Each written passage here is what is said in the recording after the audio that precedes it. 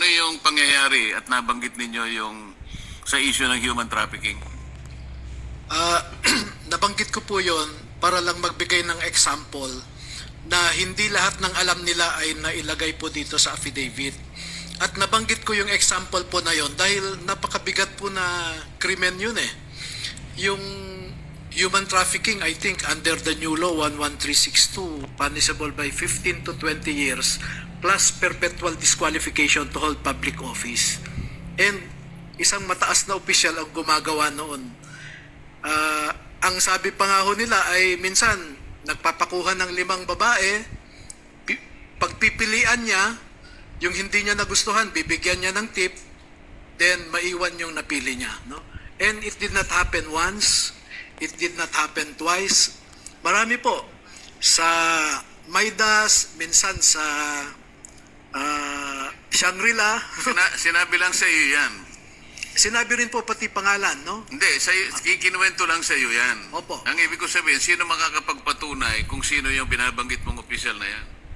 Nandito po yung dalawa na naka-experience, nakasama ho silang naghatid nung babae. At Teka, ilang pagkakataon? 2? 2 beses po na So, mamimili siya mula sa 5, ganon? minsan 3, minsan 2 ang dadalhin po. Namimili muna siya. Namimili, and then yung napili niya, may iwan doon. At alam po nila kung sino yung mambabatas na yon dahil hinahatid po nila sa kwarto yung babae.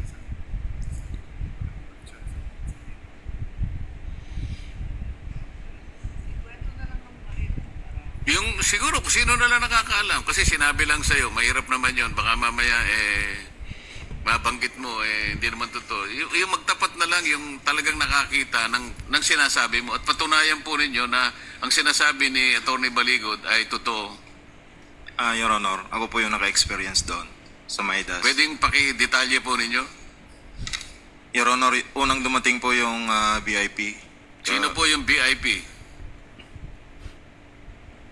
Si Senator Erwin Tulfo, Your Honor. Tapos po, maya-maya dumating din po yung 2 babae. Inakyat po namin doon sa president. Akala ko 3 pinagpipilian, pinakamababa, 5. 2 lang pala. Yung sa akin po, pero maraming beses po yan. Hindi lang po sa Maidas, meron din po sa Shangri-La.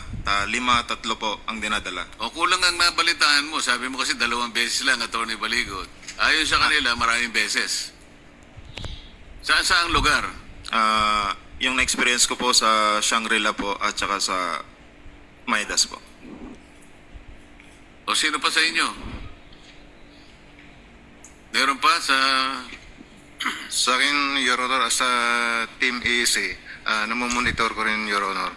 Kasi nandyan lang kami sa paligid, saka sa Viber chat namin, na nandyan na, dumating na sa lobby yung babae, i-guide nyo na. Ganun lang po yung experience ko po. Ganon din yung pangalan ng binanggit ng kasama mo? Kapareho rin? Yes, Your Honor.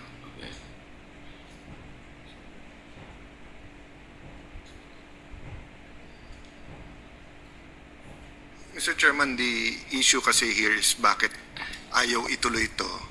And if ginamit ni Senator Soto at Senator Lacson for false accusation or selective justice, because lumalabas dito magkakampi yung DOJ Ombudsman at witnesses at sila nakakapili kung sino ang state witness at hindi.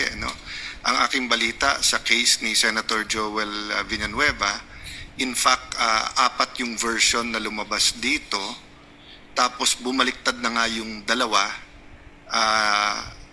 So medyo magulo yung mga storya. So I